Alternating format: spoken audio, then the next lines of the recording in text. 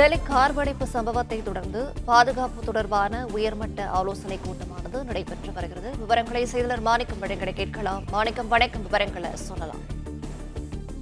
Delhi car வெடிப்பு சம்பவத்தை தொடர்ந்து பாதுகாப்பு தொடர்பான உயர்மட்ட ஆலோசனை கூட்டம் மத்திய உள்துறை அமைச்சர் அமித்ஷா தலைமையில நடைபெறுகிறது. இந்த கூட்டத்தில் பங்கேற்பதற்காக பல்வேறு உளவுத்துறை மற்றும் உள்ளிட்ட புலனாய்வுத்துறையினுடைய முக்கிய செயலர்கள் உள்ளே வந்திருக்கிறார்கள்.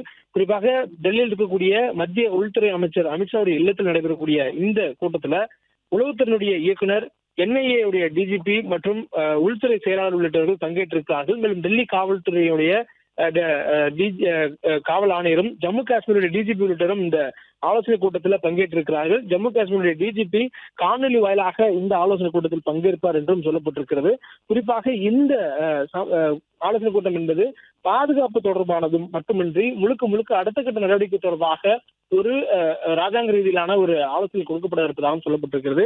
குறிப்பாக உள்நாட்டுக்குள்ளேயே 2900 கிலோ என்ற அளவுல வெடிப்பொருட்கள் பறிமுதல் செய்யப்பட்டிருக்கிறது. 3 மாநிலங்கள்ல பல்வேறு இடங்கள்ல சோதனையிட்டதுல 8க்கும் மேற்பட்டவர்கள் கைது செய்யப்பட்டிருக்கிறார்கள். அதில் பெரும்பாலானவர்கள் மருத்துவர்களாக இருக்கக்கூடிய சூழல்ல அவர்கள் தொடர்ச்சியாக பணி செய்த இடங்கள்ல படிக்கக்கூடிய மாணவர்களை மூளைச்சலவை செய்து தீவிரவாத செயல்களுக்கும் பயங்கரவாத நாசக்கர செயல்களுக்கும் பயன்படுத்துவதற்காக திட்டமிட்டதும் கைது செய்யப்பட்டவர்களிடம் மேற்கொண்ட விசாரணைகள் தெரிய வந்திருக்கிறது. அது மட்டும் இல்லாமல் இது போன்ற ஒரு சூழல்ல நேற்றைய தினம் எதிர்பாராத விதமாக மிகப்பெரிய ஒரு நாசகர செயலுக்கான அடித்தளமாக நேற்றைய தினம் டெல்லி செங்கோட்டை முன்பாக ஒரு கார் வெடிப்பு சம்பவம் என்பது நடைபெற்றிருக்கிறது. இந்த கார் வெடிப்பு சம்பவத்திற்கு தொடர்புடைய நபர்கள் தொடர்ச்சியாக விசாரிக்கப்பட்டு வருகிறார்கள். அதே போன்று நேற்றைய தினம் கைது செய்யப்பட்டவர்களுடைய கூட்டாளியாக இருக்கக்கூடிய ஒருவர் தான் மருத்துவர் உமர். அவர் நேற்றைய தினம் காவல்துறை தேடி வந்த நிலையில ஹரியானாவிலிருந்து தப்பித்து டெல்லிக்குள்ளாக வந்து அவர் பயணித்து வந்த காருக்குள்ளாக அமோனியம் நைட்ரேட் ஆயில் ஃபியூயலை அவர் பயன்படுத்தி இந்த வெடிப்பு சம்பவத்தை மேற்கொண்டிருக்கலாம் என்று முதற்கட்ட தகவலாக விசாரணையில் தெரிய வந்திருக்கிறது. இந்த சூழல்ல தற்பொழுது மத்திய உள்துறை அமைச்சர் தலைமையில் நடைபெறக்கூடிய இந்த ஆலோசனை கூட்டத்துல இன்னும் எல்லை ஓரங்களில் இருக்கக்கூடிய பாதுகாப்புகளை பலப்படுத்துவது மட்டுமில்லாமல் உளவுத்துறையினுடைய தகவல்கள் ஏற்கனவே கொடுக்கப்பட்டிருக்கிறது. அதன் அடிப்படையில பல்வேறு மாநிலங்கள்ல இது தொடர்பாக ஆய்வு நடத்துவதற்கும் விசாரணை மேற்கொள்வதற்கான உத்தரவுகள் கொடுக்கப்பட இருப்பதாகவும், அதே போன்று இந்த செயலுக்கான காரணம் என்பது இதுவரையிலும் இந்தியாவுக்குள்ளாக வெடிக்க செய்யாத ஒரு புதிய முறையில் அவர்கள் பயன்படுத்தியிருக்கிறார்கள். அதாவது இந்த மாடல் சொல்லக்கூடியது ரசாயன முறையிலான வெடிப்பு சம்பவமாக பார்க்கப்படுகிறது. வழக்கமாக ஜெலட்டின் உள்ளிட்ட வெடிப்பொருட்களை பயன்படுத்தி செய்யக்கூடிய ஒரு மாதிரியாக இல்லாமல் இந்த மாதிரி என்பது ஒரு ரசாயன மாதிரிகளை கொண்டு செய்யப்பட்டிருக்கக்கூடிய ஒரு வெடிப்பு சம்பவமாக பார்க்கப்படுகிறது. இந்த சூழலில் இந்த நாசகர செயலுக்கு மூளையாக செயல்பட்டவர்கள் கைது செய்யப்பட்டிருக்கிறார்கள். ஹரியானாவை மையமாக வைத்து அவர்கள் சதி சட்டம் தீட்டியிருக்கிறார்கள். அது அனைத்தும் விசாரணையில் அம்பலமாக இருக்கிறது. மேலும் அவர்களுக்கு தொடர்புடையவர்கள் தொடர்ச்சியாக கைது செய்யப்பட்டிருக்கிறார்கள். அவர்களுக்கு தொடர்பு இருக்கக்கூடியவர்கள், அவர்களுடன் இத்தனை நாட்கள் தொடர்பு இருந்தவர்கள், அவர்கள் எந்த மருத்துவமனைகளில் மருத்துவ கல்லூரிகளில் எங்கெல்லாம் பணியாற்றியிருக்கிறார்கள் என்ற அடிப்படையில் அங்கெல்லாம் விசாரணை நடைபெற்று வருகிறது. அதே போன்று இவர்கள் சரி செய்வதற்காக 20 டைமர்கள் வைத்திருந்ததும் சோதனையில் கண்டுபிடிக்கப்பட்டு பறிமுதல் செய்யப்பட்டிருக்கிறது. அப்படி இருக்கும் பட்சத்தில் அந்த 20 டைமர்களை பயன்படுத்துவதற்கு குறைந்தபட்சமாக இவர்கள் அனைவருமே ஒரு கைது செய்யப்பட்டக்கூடிய 8 to 9 நபர்கள் மட்டுமே அனைத்து இடங்களுக்கும் சென்று வைத்துவிட முடியாது. அப்பொழுது இவர்கள் கூடுதலாக ஆட்களை பயன்படுத்துவதற்கான வாய்ப்புகள் இருக்கின்றன. அதன் அடிப்படையில இந்த நாசகர செயல்களுக்கு இவர்கள் மூளை செலவு செய்திருக்கக்கூடிய ஆட்கள் யாரும் வெளியில் இருக்கிறார்கள் உள்ளிட்ட கோணங்கள்ல விசாரணை நடைபெற்று வருகிறது. இந்த சூழல்ல மத்தியில் ஆளக்கூடிய ஒரு அரசாகவும் உள்துறை அமைச்சராகவும் இருக்கக்கூடிய மத்திய உள்துறை அமைச்சர் அமித்ஷா அவருடைய இல்லத்துல இந்த உயர்மட்ட ஆலோசனை நடைபெற்று இருக்கிறது. ஆபரேஷன் சிந்தூருக்கு பிறகாக நடைபெற்றிருக்கக்கூடிய ஒரு பெரிய பயங்கரமான தாக்குதலாக இது பார்க்கப்படுகிறது.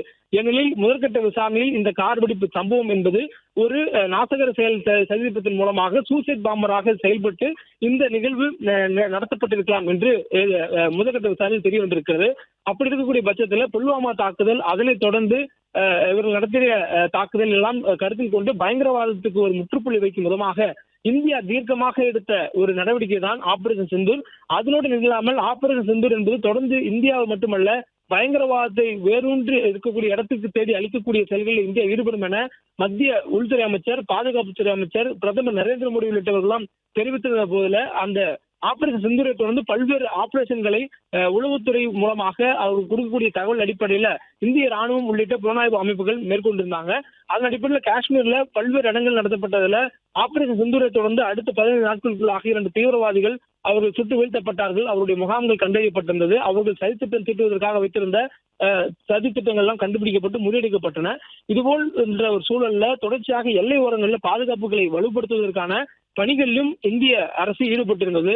குறிப்பாக குஜராத், அதே போன்று ஜம்மு காஷ்மீர் உள்ளிட்ட பகுதிகளில் பாகிஸ்தானுடன் பகிர்ந்து கொள்ளக்கூடிய அந்த பெருவாரியான எல்லையோர பகுதிகள் முழுவதுமே முழு கட்டுப்பாட்டுக்குள்ள இருக்கக்கூடிய சூழல்ல 2900 கிலோ என்ற அளவுல உள்நாட்டுக்குள்ளாக வெடிப்பொருட்களை அவர்கள் கொண்டு வந்து தேக்கியிருப்பதற்கான வாய்ப்பு அவர்களுக்கு எப்படி அமைந்தது என்ற கோணங்கள் எல்லாம் ஆய்வு செய்யப்பட்டு வருகிறது. அதனோட அம்சமாகவும் இந்த ஆலோசனை கூட்டத்தில் மத்திய உள்துறை அமைச்சர் அமித்ஷா தலைமையில் நடைபெறக்கூடிய இந்த ஆலோசனை கூட்டத்தில் மேற்கொள்ளப்படலாம் என்று சொல்லப்படுகிறது. மேலும் தற்கொலைப்படை தாக்குதலுக்கு துணிந்தவர்கள் எந்த இடத்திலும் எந்த நேரத்திலும் எப்படி வேண்டுமானாலும் தாக்குதல் நடத்துவதற்கு அஞ்சாதவர்கள் என்ற சூழல்ல அவர்களை முன்கூட்டியே கண்டறிந்து அவர்களை செயலுக்கு செய்வது மிக முக்கியமான ஒரு காலத்தின் தேவையாக இருக்கும் என்பதனால உடனடியாக அதற்கு தேவையான அரசின் சார்பான அனைத்து ஆதரவுகளையும் விசாரணை புலனாய்வு அமைப்புகளுக்கு கொடுப்பதற்கான ஒரு முன்னோட்டமான ஆலோசனையாகவும் இது அமையும் என்று சொல்லப்படுகிறது. மேலும் இந்த கார் வெடிப்பு சம்பவம் தொடர்பாக தற்கொலைப்படை தாக்குதலாக உமர் என்ற மருத்துவர் வந்து தன் பயணித்த i20 கார்ல அம்மோனியம் நைட்ரேட் உள்ளிட்டவற்றை பயன்படுத்தி அவர் வெடிக்க செய்திருக்கிறார் என்ற ஒரு முதற்கட்ட தகவல் கிடைத்திருக்கக்கூடிய சூழல்ல இந்த கார் வெடிப்பு சம்பவம் என்பது ஒரு நாசகர செயல் திட்டத்தினுடைய முன் மாதிரி என்பதும் தெரிய வந்திருக்கிறது. இந்த சூழல்ல கைது செய்யப்பட்டிருக்கிறது தொடர்ச்சியாக விசாரணைக்கு உட்படுத்தப்பட்டிருக்கிறார்கள். இந்த நிலையில தற்பொழுது தொடர்ச்சியாக இந்த விசாரணைகளை மேற்கொண்டு வரக்கூடிய சூழல்ல அடுத்த கட்டமாக என்ன செய்ய வேண்டும், அதை எப்படி செய்ய வேண்டும் என்பதற்கான ஆலோசனை கூட்டம் தான் தற்பொழுது மத்திய உள்துறை அமைச்சர் தலைமையில் நடைபெறுவதாகவும் சொல்லப்பட்டிருக்கிறது. பிளே ஸ்டோர் மற்றும் ஆப் ஸ்டோரில் இருந்து பாலிமர் செயலியை QR கோடு மூலம் பதிவிறக்கம் செய்யுங்கள். செய்திகளை உடனுக்குடன் பெறுங்கள்.